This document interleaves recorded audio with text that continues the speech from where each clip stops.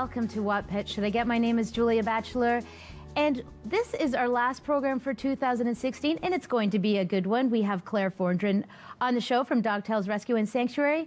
Up first, we have Sharon Frogley back with us from Forgotten Ones Rescue and Adoption, Inc. Welcome back. Thank you very much. Thanks for having me. You're welcome. Now, we have two lovely cats here with us. We have Lester and Cody. But before I get to talking and finding out about their story, I want to find out your story. So Forgotten Ones is all volunteer-based, and because you guys don't have a centralized adoption center, it's all about fostering, and you are like one of the super fosters for Forgotten Ones. How did you get into that? I used to do a cat rescue on my own. I met Laura, who runs the rescue. She was visiting her mom at the hospital where I work, and we just got talking, and I had rescued some cats at the time, and then I decided to join up with them and go with the rescue and find homes for more cats. And how many cats do you currently have a foster at your house? So I've got 3 adults and I got 5 kittens. Yeah, and now I know we were talking off camera, you're saying the kittens right now have upper respiratory issues and they need veterinary care. And of course, one of the things about working in rescue, it's your nonprofit. Yes. And all the money is, a lot of it, I imagine, comes out of your volunteers, including yourselves' pockets. That's not coming from donations. All their vet cares, the rescue pays for, and all the costs, all the fundraising that we do, donations, all goes towards vet costs. Okay, but you can always do with more money. Oh, we need more money. We have outstanding vet costs. As more cats come in, they have medical issues. Yeah. So any donations of any kind for helping with vet costs would be much appreciated. And of course, because you're a registered charity, any donation over $20 does come with a tax receipt, so that's something to think about. And of course, being that it's getting close to Christmas, what a better gift to give than donating to an amazing charity like Forgotten Ones. Yes. Yeah. Now, obviously, fostering is a huge part of what you do, like we mentioned. And you're saying currently, you have a family, or maybe not a family, but there's cats that are in desperate need of foster. You want to tell us about that? Yes. So I've been in contact with this lady who's been feeding 5 feral cats in her backyard. They're becoming friendly. One is super friendly. He's a male. There's 4 females, and those 4 females are already pregnant. And so I'm in desperate need of foster homes to get them off the streets and into homes before they have kittens. And the weather right now, I mean, it's brutal. And as you can see, that the cat that Sharon is holding, Cody, now this guy came from the streets, and you can see his ears. He is adorable, but this is what happens when a cat has to live out in cold weather. Frostbite can happen, damage their ears. And you were saying he's in need of some medical care for his teeth, and why is that? Yeah, so he's been to our vet, and he's been found to have fractured teeth. So in January, he'll be going to the vets, and he'll get his teeth taken care of. But that is a big cost for the rescue. So anybody that's willing to do cash donation, all the money will go to help get his teeth taken care of. And I know, as a cat owner, I know how expensive vet bills are, and especially getting teeth done, because he probably needs some extracted, right? Yes. Yeah. Yeah. But tell us a little bit more about Cody. What do you know about him? So he was living on the streets. He's about 9, 10 years old. He is very affectionate. He loves attention. Can you flip him around so everybody can see how cute his face is? Show him to the camera, because this little guy, it's hard to believe that he was once a street cat, because his nature is amazing. He's so sweet. Yeah, he's very affectionate. He loves attention. He's very quiet. His ears, we think, is probably because of frostbite. Yep. And because of all the frozen food he tries to eat outside, so that's probably why he got fractured teeth. Yeah. He's also FIV positive. Okay. Feline AIDS in cats. But we're also looking for a foster home for him. Yeah. If anyone's interested in fostering him, it'd be very much appreciated. He's very gentle, sweet, loving cat who just so happy to be inside and not outside. So with FIV then, the foster care that you're looking for, do the other cats, is that going to be a danger to the other cats, or are you looking for, like, he'd be the only cat in the house, or the other cats also have to have FIV? FIV is, the only way you can get it is through a deep bite wound. Okay. So it's not contagious. Okay. He's not a fighter. Yeah. So unless you have a cat that bites, Yeah. that's the only way you'll get FIV Okay, so transmitted. he can be fostered, and hopefully we love the term foster fail. So he may end up as a foster in somebody's house and then become a permanent member of that house, right? Yes. Now you were saying because he's getting dental work done, Lester here is just dying to be on camera. You're saying because he's getting dental work done, he's not quite ready for adoption, but that should happen sometime in January. Yes. Lester's shedding a little bit. Now let's talk to us about Lester. So Lester was found at a trailer park. The trailer park closed up. There's apparently 4 cats that was there all summer. They don't know where they come from. They don't know if they got dumped. We were able to rescue 2 of them. Lester was one of them. And he's the most super affectionate boy. Look at that sweet face. So yeah, he's a big boy. He's Yeah. not fat, but he's just a big, tall boy Yeah. who just starves for attention. He's very easygoing and just very calm. Yeah, he's a sweetheart. Now, the only reason he's fidgety is because I don't think my lap is containing him. Because come here, buddy. Don't run away. You can't run away just quite yet. Hold on. Do it. Here we go. Okay, so he's ready. He's available for adoption. Yes. And would he be good in single home with other cats? Do you know what he's like with dogs? I personally don't have a dog, so I'm not 100% sure. But he just likes to be on his own. Okay. So he's not one that plays with other cats. Yep. He's more of a dominant cat. Yeah. So He's an alpha male. yeah. Yeah. So a nice home where he's just by himself Yep. would be perfect. Okay, something to consider. And he's in perfect health, obviously, because all the cats that get adopted out from Forgotten Ones, you don't send them out unless they have a clean bill of health. Of course, unless there's something that they're going to have for the rest of their lives, Yeah. right? Yeah. So he's Yeah. been checked out. He's been neutered. FIV tested. He's negative. Everything is done to him. All the shots, everything. So he's ready to go. Okay. Now I know you do partner as well. So for people who are looking to adopt cats through Forgotten Ones, 2 locations in January, you're going to have an adopt-a-thon that's at PetSmart. We'll be in PetSmart all month of January And there's a lot of PetSmart, so it's the location that's in Richmond Hill. at Elgin Mills on the 404, Costco Plaza. Okay, and you also have you have a space at True Pet. True Pet.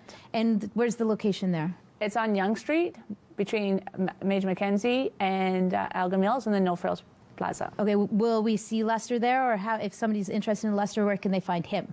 So if someone's interested in him, they can get in contact with the Forgotten Ones and we can set up a meeting place. Okay, so we're just about out of time. I want to thank you so much, Sharon, for being on. Just another quick mention, if you want to support Forgotten Ones, they are looking for, of course, cat toys, food, Canadian Tire money, but of course, real money is always best. You want more information about Lester or Cody or Forgotten Ones becoming a foster, please visit our website or their website for details. Thank you so much, Sharon, and Merry Christmas. Thanks, you too. All right, good job, boy.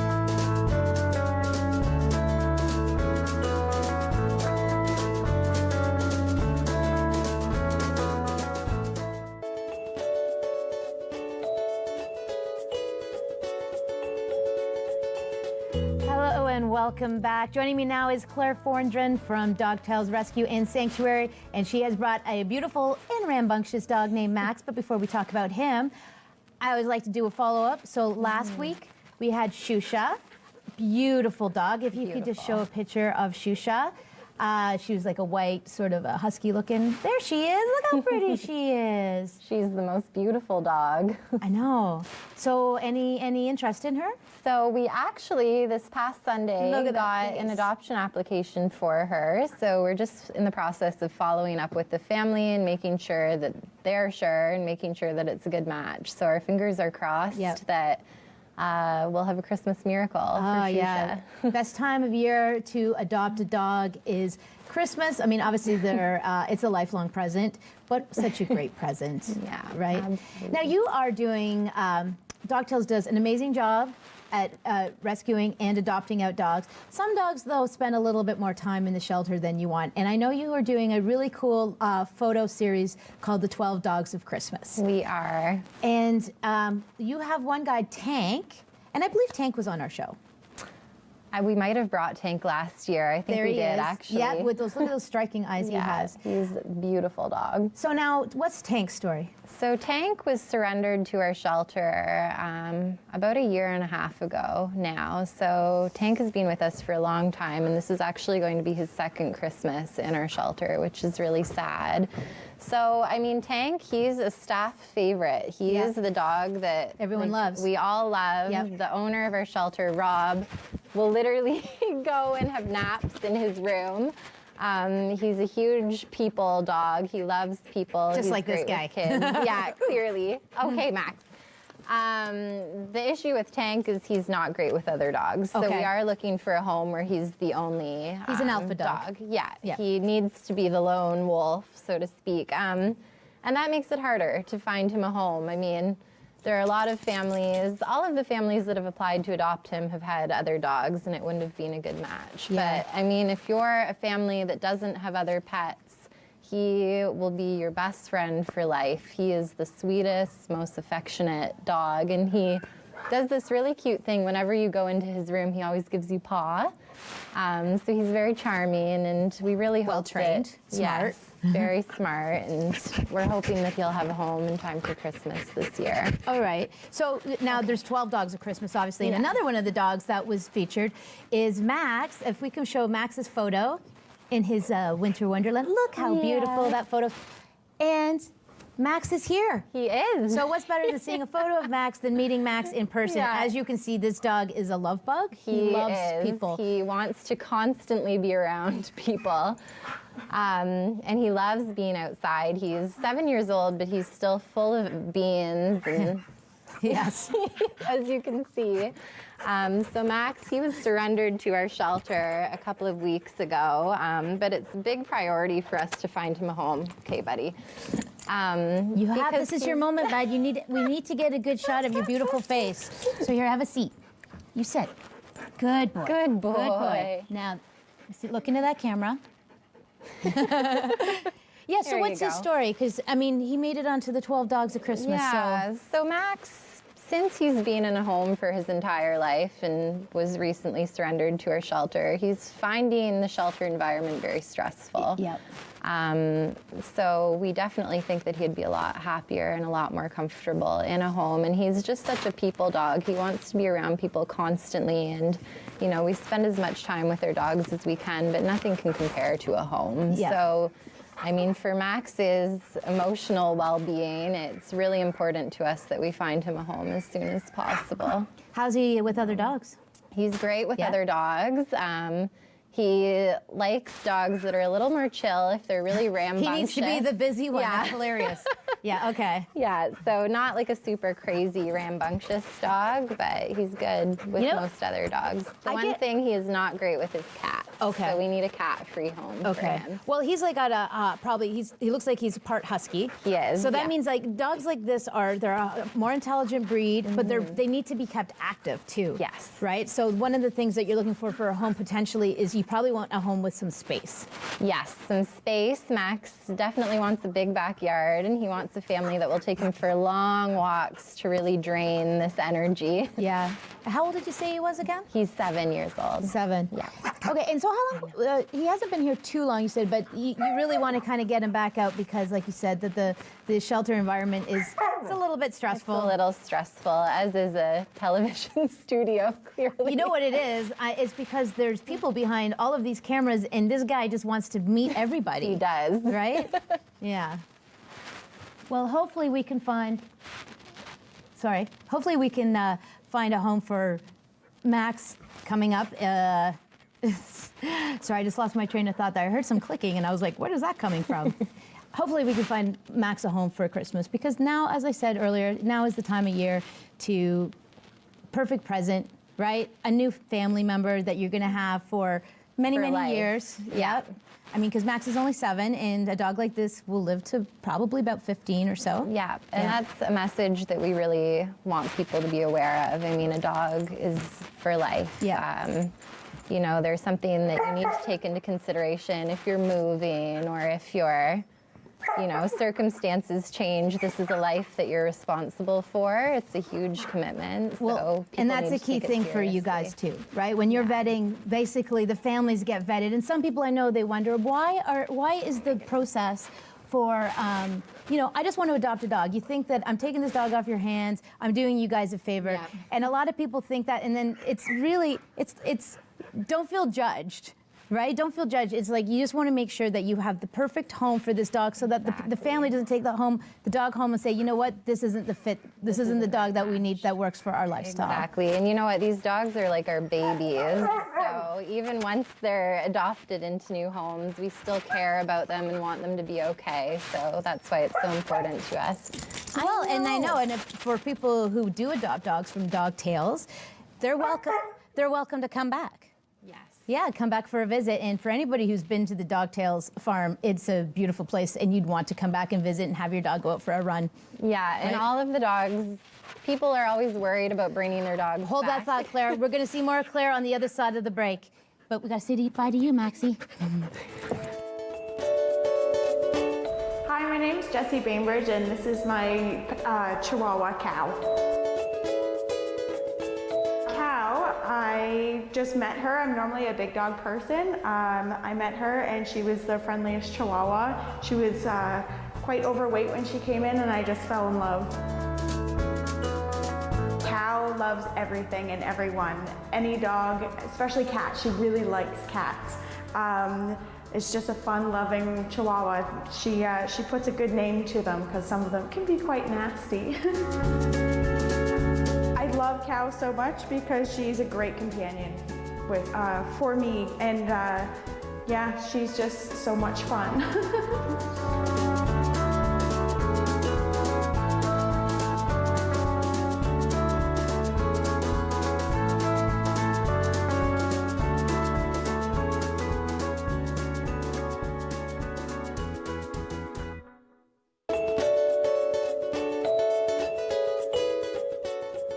Welcome back. Claire Thornton is still with me from Dog Tales, and we just performed a magic trick. We changed Max into another dog. I'm kidding. This is a different Max. And Max has a great story as well. He does, yeah. So Max, he has been with us now for about 1.5 years. So Max was originally rescued from a shelter in Quebec where he was actually used as a fighting dog. So when Max came to our rescue, he was super reactive around our other dogs. So at the beginning, he was a handful. For the first few months, whenever we walked him or took him out of his room, we had to muzzle him to keep him and our other dogs safe. And we had to make sure he was in a room that wasn't across from another dog because he would find that stressful. Yep. But Max has come a long way, and it's really amazing to have been able to witness the transformation with Max. So we have now brought Max to a point where when we do our play groups every day, he's what we call a helper dog. So he's the dog that helps dogs who aren't social, New learn arrivals, how to be trying to adjust to their new situation. Yeah, so he loves to play. He's now very submissive in many ways. I mean, how'd you guys get him from that to that point? From a dog that was probably mostly fearful. Yeah. A lot of aggression comes out of fear, right? Yeah, it does. To a dog that now is basically like a nurse dog. Yeah, so I mean, it was a lot of work, and it took many, many months to get to this point. So what we do every day, we do play groups with the dogs, and it's not just a free-for-all for the dogs. The play groups are a really important training tool that we use. So when we put the dogs into play groups, we keep really detailed notes about their personality in the play group. So some dogs, like Max, that we call a helper dog, are those dogs that, you know, when a new dog enters the play group, they run up and greet them and introduce them to the other dogs. Nice. We have some dogs that we call our gentle and dainty dogs, so they play well with, you know, very mellow, low energy dogs, but don't do so well with more excitable dogs, and so on and so forth. So by reviewing these notes and then creating what we call well-balanced packs, we're able to create kind of the perfect situation for the dogs to teach unsocial dogs how to play. So that's what we did with Max. We created a series of balanced packs and put him in with the right dogs. And what we would do is we would muzzle him at first so that if Max did react, he wouldn't be able to hurt the other dogs or himself. And after doing that for many, many months and getting to a point where we felt comfortable, we were finally able to remove the muzzle and let him just be a dog again. And actually, the first day that we removed his muzzle in playgroup, all of us cried. Aw. I mean, it's been such a labor of love with Max because he's had such a terrible life, and to Yeah. see him finally able to be confident and happy and be a dog again, it was just such an amazing moment. And now Max is helping us socialize other dogs, so it's really come full circle for Max. And it's his story too is just kind of a testament to that dogs. You can teach an old dog new tricks. You can, Right? absolutely. So here's a dog that you thought would never be good around other dogs, and I guess by extent possibly people. And now we want to find him a home. Exactly. So knowing that he's a helper dog, obviously he's good with other dogs. Is there any type of dog, small or large, that maybe he wouldn't be good with, or is it like all dogs that he would be great with? He is good with all dogs Really? now. He really is. Like I said, he's very submissive. So we have dogs that will actually kind of bully him now, And he he's a just big kind of boy. sits there. Yeah. So I mean, he's great with other dogs. So if you have a family that has lots of dogs coming over, he'll have a lot of fun playing with them in the backyard. He's good with children. He is a very, very strong dog, Yeah, though. so maybe you don't want to take your 6-year-old, have him holding the leash when you go for a walk. Exactly. Yeah. Yeah. But yeah, I mean, he's just a big love bug, and he loves car rides. Oh, so nice. he So will- he enjoyed his ride over here because I imagine did. it was longer than normal with the weather we're having. It was, Yeah. yeah. And he just snuggles in your lap the entire time. He loves being in the car. How long has he been at Dogtails? A year and a half. Year and a yeah. half, okay. And normally your turnaround time for a dog is usually about 3 months. Yeah. So it's time to find Max a Yeah. forever home. He's ready, and he's so deserving of a home. I mean, we're all rooting for him, and he's waited long enough. And as much as we love having him with us and have all fallen completely in love with him, we know he'd be happier in a home, and Yeah. it's time. Well, I know you guys, Dogtails is a beautiful, luxurious place, and you do amazing work, but it costs a lot of money. I mean, you're traveling around the world, rescuing dogs from all 4 corners, as well as surrenders that are here in Ontario. So we need to raise some funds, and you have a few things in the works. Now, the first do. one I wanted to talk about, for anybody who's had the opportunity to visit Dogtails, it's an amazing place, but it's still a shelter, and the shelter rooms are, well, they're like the Hilton. You have a program now involved. So here's one of our shelter rooms. This is pretty much for people when you visit. This is pretty much what most of the rooms look like. They're gorgeous. So, but what is the thing that's going on that you're trying to get people to raise money with using the rooms? Yeah, so we have a new program set up that we're calling our Adopt a Room program. So basically, what we're giving people the opportunity to do is to sponsor one of the rooms in our shelter for a year. So by sponsoring a room, we'll put a metal plaque Nice. up in the room with whatever you want it to say. I mean, some people have sponsored rooms, in memory of a dog that Yep. passed away, or, just as a great Christmas gift for someone who has everything and is a huge animal lover. So, I like mean, that. yeah, by sponsoring a room, it really kind of helps you create that connection with the dogs in that room too. So it kind of symbolizes that your donation is helping provide that room and that care for the dogs that call it home Yeah. until they find a family. That is a really sweet idea. And we were saying earlier in the show, like it's coming up to Christmas, the holiday season. And, I think most people, we have everything. So why not give a gift that keeps giving, like a shelter room? Exactly. Now, we have one more thing. Before we run out of time, I want to talk about this Advent calendar. Not Advent, excuse me. It's an organizer for 2017. And you guys do things classy. I love this gold cover. Thank you. Thank you. And so what's the cost for this? How can people buy this? Yeah, so you can buy it either at our shelter or online. We're selling them for $30. So that $30 all goes directly towards caring for our animals. And look how adorable the photos are. Yeah, so we decided the concept for the planner was to really show the dogs getting the royal treatment. So we had crowns custom made for them, and they're posing with the crowns. And yeah, I mean, it's really cute and fun. Well, It's going to be, that's a great gift too. And obviously we're just around the is. corner from 2017. So if you want to get a really cool organizer that also provides much needed dollars for a great rescue, I recommend that as a gift. Thank you. Yeah, so this is our last show for 2016. And again, once I said, if you are interested in adopting Max or the cats that you, yeah, he heard his name. He's like, I'm Max too. Just visit our website for more details. I want to thank you so much, Claire, for being on the show. Thank you so much for watching. Everybody have a happy holidays and a Merry Christmas, and we'll see you all in 2017.